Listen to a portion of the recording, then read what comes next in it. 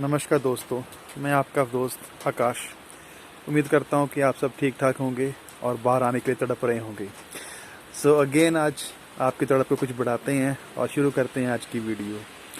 पहले तो आप ये सीन देखिए, आज बारिश काफ़ी हो रही है पर तब भी आपका भाई आपके लिए निकला है वीडियो बनाने के लिए, क्योंकि मेरा मानना ये है कि वीडियो आपके लिए रोज़ की रोज़ आनी ज़रूरी है। सो आज का हमारा टॉपिक जो है वो बहुत इंटरेस्टिंग है। आज का टॉपिक है हमारा यूक्रेन टू शेनिगन, कि यूक्रेन से शेनिगन कैसे जाया जाए। तो हम शुरू करते हैं आपका बिना टाइम ख़राब किए। पहले तो ये है कि हम अगर बात करें कि अगर आप यहाँ पर शॉर्ट टर्म वीज़ा पर हो, जिसको हम टूरिस्ट वीज़ा बोल देते हैं, उसके ऊपर आप यहाँ से मूव नहीं कर सकते शेनिगन में, क्योंकि आपको यहाँ से शेनिगन वीज़ा नहीं मिलता। उसके लिए आपको यहाँ पर यूक्रेन के अंदर आपको कम से कम आपके पास लॉन्ग टर्म वीज़ा होना चाहिए, आपके पास एटलीस्ट 6 मंथ की टीआरसी होनी चाहिए। कैटेगरी जो टूरिस्ट वीज़ा की है वो तो आपके लिए वर्थ नहीं करती है इस वीज़े में। सेकंड ऑप्शन आता है आपका टीआरसी होगा, अगर आपके पास स्टूडेंट की टीआरसी हो या हो वर्क परमिट की टीआरसी। हम पहले बात करेंगे स्टूडेंट की टीआरसी। जो स्टूडेंट की टीआरसी होती है उसके ऊपर आप यहाँ से मूव कर सकते हो शेनिगन के लिए, बट उसकी कुछ रिक्वायरमेंट्स हैं वो आपको पूरी करनी पड़ेंगी। जैसे कि पहली ये है कि आपके पास कम से कम आपकी जो टीआरसी है वो 6 मंथ की वैलिड होनी चाहिए, प्लस आपकी यहाँ पर जो यूक्रेन में स्टे है वो एटलीस्ट आप यहाँ पर 3 से लेकर 6 मंथ तक आपके यहाँ रहना ज़रूरी है। मतलब कि जैसे आप ये नहीं कि आप आज आए हो यूक्रेन में, आपकी टीआरसी बन गई तो आपने वीज़ा अप्लाई कर दिया, नहीं। आप अगर आज आए हो दिसंबर में तो आप जून जुलाई तक एलिजिबल हो अप्लाई करने के लिए वीज़ा।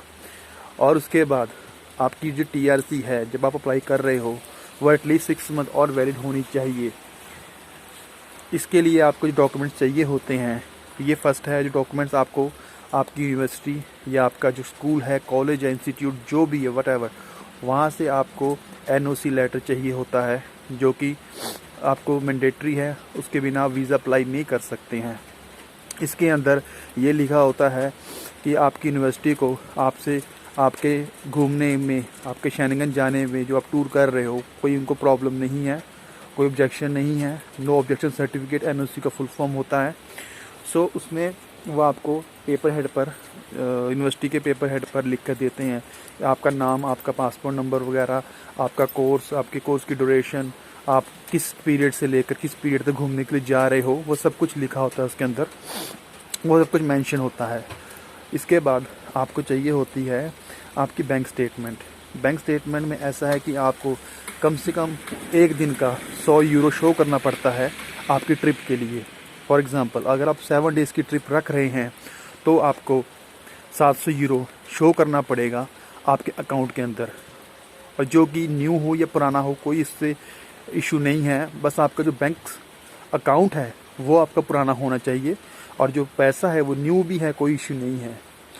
और आपका कम से कम, अगर अब मैं मिनिमम बात करूं तो आपके अकाउंट में अगर $1500 तक हैं तो वो सफिशेंट है वीज़ा अप्लाई करने के लिए।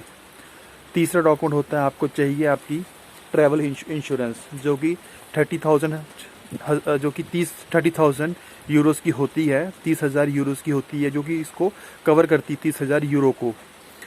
और चौथा डॉक्यूमेंट्स आपका एसओपी, स्टेटमेंट ऑफ पर्पस, कि आप शेनिगन में क्यों जा रहे हो, आपका पर्पस क्या है घूमने का। ठीक है, बाकी पासपोर्ट हो गया, आपकी टीआरसी हो गई है। ठीक है, उसके बाद जब आप एम्बेसी में जाते हैं, आपका बायोमेट्रिक वहाँ पर होता है, आप फॉर्म फिल करते हो, तो ये मेन डॉक्यूमेंट्स हैं। इसकी जो एक्चुअल कॉस्ट है वीज़े की, जो भी चल रहा है अभी, इसकी 90 यूरोस एप्लीकेशन फ़ीस है। और बाकी जो आपकी टिकट वगैरह, हाँ एक और बात, आपको जब वीज़ा अप्लाई करना है उस टाइम पर आपको टिकट जो है वो ओरिजिनल बाय करनी होती है। वैसे इसकी कोई ऐसा रिक्वायरमेंट नहीं है, बट ये मैं वैसे बता रहा हूँ आपकी सेफ साइड के लिए कि आपको या तो होटल बुकिंग जो है वो आपको ओरिजिनल बुक करनी पड़ेगी, hotelbooking.com से नहीं, कहीं और से, और अच्छी बुकिंग हो आपकी, मतलब महंगी हो, कुछ ये भी ना हो सस्ता सा आप कर रहे हैं, ऐसा नहीं। या आप टिकट बुक कर लीजिए आपकी ओरिजिनल। इन 2 चीज़ों में से आपको एक चीज़ करनी पड़ेगी वीज़ा अगर आपने लेना है। बाकी एट द एंड वीज़ा देना या ना देना वो तो एम्बेसी के ऊपर डिपेंड करता है, ना कि किसी बंदे के ऊपर। सो ये चीज़ हो गई आपकी। इसके बाद मेरे हिसाब से तो और कुछ नहीं रहा, यही होता सब कुछ। और आपका जो वीज़ा होता है ये विद इन 7 डेज़ के अंदर आ जाता है इसका रिज़ल्ट कि आपका अप्रूव हुआ है या आपका रिजेक्ट हुआ है। तो आपका 7 डेज़ के अंदर रिज़ल्ट ये आराम से ईजिली दे देते हैं। और इसमें आपको मैं ये बताऊंगा कि यहाँ पर आपको एजेंट्स को इतने पैसे देने की ज़रूरत नहीं है। यहाँ पर एजेंट है वो कोई आपसे 1500 यूरो मांग रहा है, कोई 2000 मांग रहा है, कोई 3 मांग रहा है, इतना देने की कोई ज़रूरत नहीं है। अगर आपका वीज़ा लगना है वह आपके डॉक्यूमेंट्स के ऊपर ही लगना है। अगर आपके पास ये सब डॉक्यूमेंट्स हैं तो आप यकीन मानिए आपके वीज़े लगने के चांसेस 99% हैं। और एक और बात, इसमें आपका इंटरव्यू होने के चांसेस बहुत ज़्यादा हैं। वो ऑन कॉल भी हो सकता है या बाई फेस टू फेस भी हो सकता है। इंटरव्यू के ऊपर ही बहुत कुछ डिपेंड करता है कि आप कैसे अपने आप को इंट्रोड्यूस कर रहे हो, कैसे आप अपने आप को बता रहे हो कि हाँ हमने जाना है, हम वापस आएंगे, वो भी आप पे बहुत डिपेंड करता है। और इसके बाद रही वर्क परमिट की टीआरसी। जो वर्क परमिट की टीआरसी होती है उसके ऊपर वीज़ा लेना मुश्किल होता है थोड़ा सा, क्योंकि यहाँ पर जो ज़्यादातर लोग आते हैं वो टीआरसी लेने के बाद अपनी कंपनी पे जिसके बेस पर आते हैं वो बंद कर देते हैं। वो मेरे जो भाई लोग यहाँ पर हैं उनको पता है कि मैं क्या बात कर रहा हूँ। तो उस केस में वर्क परमिट के केस में आपको एनओसी लेटर चाहिए होती है कि आप यहाँ पर कर क्या रहे हो। टीआरसी तो आपके पास है बट आप यहाँ कर क्या रहे हो। तो आप इस केस में कुछ और नहीं दिखा सकते कि मैं कहीं और जॉब कर रहा हूँ, क्योंकि आप अपनी खुद की कंपनी खोल के आए हो तो आप कैसे कहीं और काम कर सकते हो। तो इस केस में मुश्किल होता है। हालांकि कुछ एजेंट जो हैं वो कहते हैं हम करवा देंगे, वो करवा भी देते होंगे फेक डॉक्यूमेंट्स लगाकर, बट 100 का अगर अप्लाई हो रहा है तो किसी एक का वीज़ा आएगा और वो उस वीज़े को ही दिखा के आपको दिखाते रहेंगे कि हाँ देखो हमने करके दिखा दिया। बट बाय लॉ ऐसा नहीं होता है। आपके पास जिस बेस पर टीआरसी है उसी बेस पर आपको एनओसी लेटर चाहिए होता है, वो आपको देना ही पड़ेगा। और इसकी एक्चुअल जो वीज़े की कॉस्ट होती है शेंगन वीज़े की, ये आप मोटा मोटा लगा लीजिए, यहाँ से बात कर रहा हूँ मैं यूक्रेन से, 90 यूरो इसकी फ़ीस है। एप्लीकेशन फ़ीस जो होती है टिकट आने जाने की मिला के बड़ी हद ये 50 to 60 यूरो होती है आने जाने की। मैं बात कर रहा हूँ Ukraine to Lithuania, 60 euro 70 euro के अंदर आपको टिकट भी मिल जाती है। थोड़ा बहुत ऊपर नीचे होगा, ज़्यादा नहीं। तो ये एक एप्लीकेंट के ऊपर बड़ी हद मैक्सिमम टू मैक्सिमम आपका 160 यूरो से लेके 200 यूरो तक का ही खर्चा होता है, इसके ऊपर खर्चा नहीं होता है।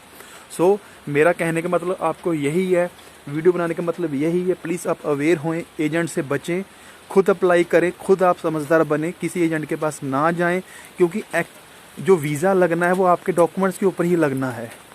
वो कुछ एजेंट ने कुछ उसमें और कुछ करके नहीं देना है, आपके पेपर्स के ऊपर डॉक्यूमेंट्स लगाता है वो। आपको एजेंट बोल देता है कि मैं एडवांस नहीं लूँगा आपसे और आफ्टर वीज़ा आपसे इतना पैसे लूँगा, आप बोलते हो ठीक है, पर अब ये समझो कि आप पर वो सिर्फ इन्वेस्टमेंट कर रहा है कितने की, सिर्फ 160 यूरोज़ की, उसके बदले में आपसे वो 3000 यूरो ले लेता है। इससे बेटर है आप खुद जाएं, एम्बेसी की साइट खोलें, जिस भी आपने कंट्री में ट्रैवल करना है उनकी चेकलिस्ट उठाएं, एम्बेसी जाएं, उनसे पूछें कि क्या डॉक्यूमेंट्स हैं। अगर आप इतना नहीं जानते हैं तो उनसे पूछें कि क्या डॉक्यूमेंट्स हैं, तो आपको बताएंगे, हेल्प करेंगे। आप खुद अप्लाई करें अपना वीज़ा। अगर आपको कुछ इन्फॉर्मेशन चाहिए और कुछ भी चाहिए आप मुझे कमेंट करें, मैं आपको बताऊँगा SOP कैसे लिखनी है या कुछ भी। तो प्लीज़ एजेंट से बचें, अपना पैसा बचाएं और खुद करें जो आपने जो करना है। और इसके बाद एक और ऑप्शन जो रह जाता है वो मैं चलो आपको बोल ही देता हूँ वीडियो में, कि जो बिना वीज़े के यहाँ से जाने की कोशिश करते हैं, बॉर्डर क्रॉसिंग जो होती है, वो भी यहाँ पर बहुत काम चलता है। पर मैं इस चीज़ को प्रमोट नहीं करता और मैं ऑफिशियली तो बिल्कुल भी नहीं कर सकता इस चीज़ को प्रमोट, पर यहाँ पर हाँ सब कुछ होता है, सब कुछ होता है यहाँ पर। तो उम्मीद है आप समझ गए होंगे, सब कुछ होता है, बट उस चीज़ में कोई श्योरिटी नहीं होती है। अगर आप एक बार बॉर्डर पर पकड़े गए तो आपको कम से कम 1 से लेकर 1.5 साल की जेल भी हो सकती है। और जेल के हालात यहाँ पर इतने गंदे हैं, वो तो खैर हर कंट्री में गंदे होते, पर यहाँ के हालात इतने गंदे हैं, आपको आपके परिवार को ये तक नहीं चलेगा पता कि आप किस जेल में हो। आपको कोई नहीं पता लगा सकता कि आप किस जेल में हो, कुछ नहीं कर सकता आपके लिए कोई भी। बहुत गंदी है यहाँ की जो ये बॉर्डर पुलिस होती है। तो प्लीज़ इल्लीगल इमिग्रेंट मत बनिए आप, वीज़ा लीजिए, वीज़ा मिलता है, एक बार नहीं मिलेगा, 2 बार में ट्राई करो, 2 बार नहीं 3 बार करो, वो ज़रूर मिलेगा आपको। तो आप ट्राई करते रहें रादर देन ये गलत वे यूज़ करने के। तो मेरे हिसाब से तकरीबन मैंने सब कुछ क्लियर कर दिया है। तो सिर्फ स्टूडेंट वाली TRC के ऊपर आप जा सकते हैं। अगर आपके पास वर्क परमिट है तो आपके पास प्रॉपर डॉक्यूमेंट्स होने चाहिए कि आप अपनी कंपनी रन कर रहे हो, आप टर्नओवर दिखा रहे हो साल का, आपने यूक्रेनियन सिटीजन को हायर कर रखा है, बिजनेस चल रहा है आपका प्रॉपर, तभी आपका NOC लेटर बनेगा और तब आप वीज़ा अप्लाई कर सकते हैं। और इसके बाद कोई और वे नहीं है वीज़ा लेने का। सो उम्मीद करता हूँ आपको मेरी इन्फॉर्मेशन सही लगी होगी। तो ठीक है दोस्तों, मिलते हैं किसी और वीडियो में, तब तक अपना ख्याल रखिए एंड थैंक्स फॉर वॉचिंग। सो ख्याल रखें अपना, गुड बाय।